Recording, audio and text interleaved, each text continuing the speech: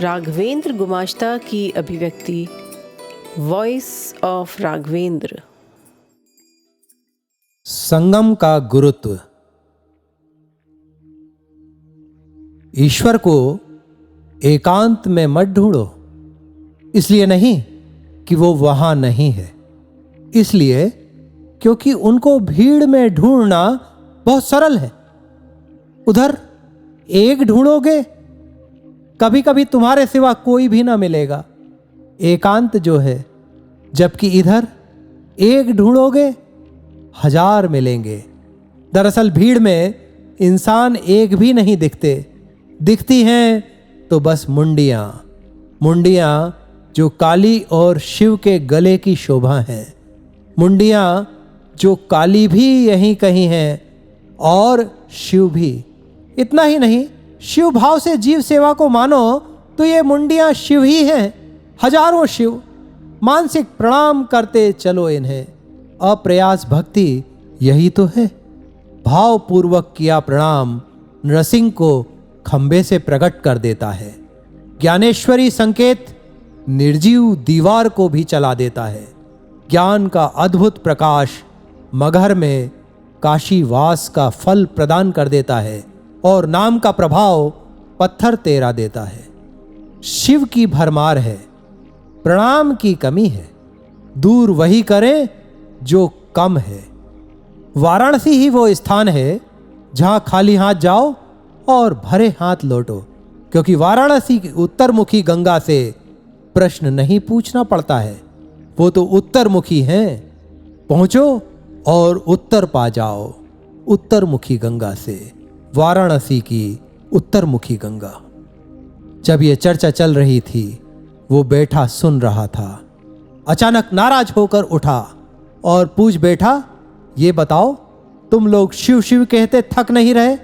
बात असली ये है कि शिव पत्थर के, उस पत्थर को तोड़ते जाओ, पत्थर ही पाओगे, खालिस पत्थर, और कुछ भी तो नहीं।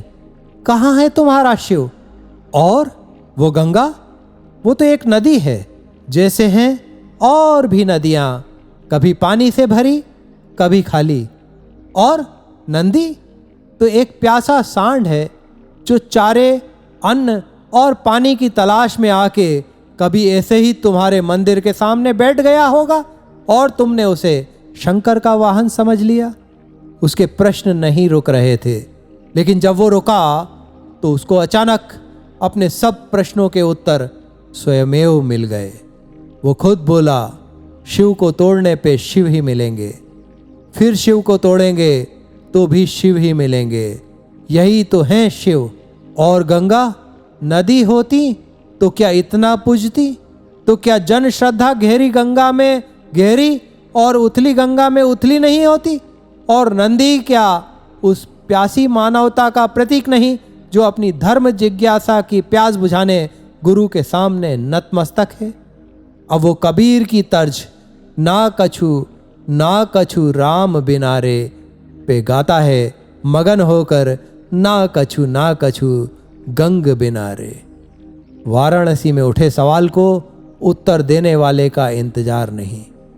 स्थान का प्रभाव, इसकी दिव्यता एवं अमिट धर्मोन्मुखता उत्तरों को लाकर उसी मुख में रख देती है जहां सवाल आया था।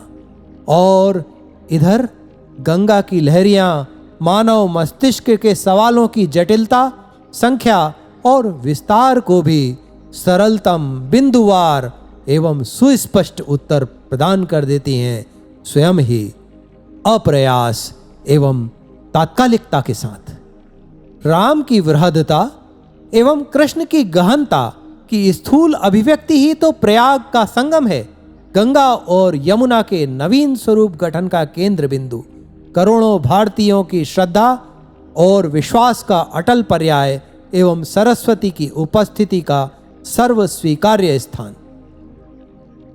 जहां राम और कृष्ण जलधार का एकीकरण हो, वहां राम कृष्ण का प्रादुर्भाव होगा ही। और यही भाव बहता बहता कोलकाता के तट पे सशरीर अभिव्यक्त हुआ है। राम के नाम से चट्टानें, धनुष, अभिशप्त सब के सब हल्के हो गए। भारी तो बस हनुमान हुए इसीलिए तो बैठे हैं राम चरणों में। गंगा किनारे एक और गंगा बहती है, राम कथा की गंगा। कथा में भी गंगा बहती है, भाव की गंगा। भाव में भी गंगा बहती है, ईश्वर तत्व अभीप्सा की गंगा। गंगा किनारे हैं न जाने कितनी गंगा। शिव का मस्तक, ब्रह्मा के हाथ और विष्णु के चरण ही तो क्रमशः विचार, कर्म एवं शरणागति का आधार हैं और तीनों गंगा में पूर्ण रूप से अभिव्यक्त हैं। समय रहते घुल मिल लो गंगा में तरंगित संतों के साथ, नहीं तो फिर न कहना कि हम न समझ पाए थे संगम के गुरुत्व को तब जब कबीर कहते थे, पानी बीच बतासा संतो तन का यही तमाशा है। पानी बीच बतासा संतो तन का यही तमाशा है।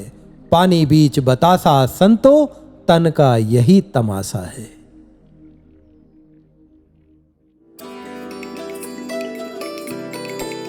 सुनते रहें वॉइस ऑफ राघवेंद्र। सब्सक्राइब करें चैनल अयोध्या के राम।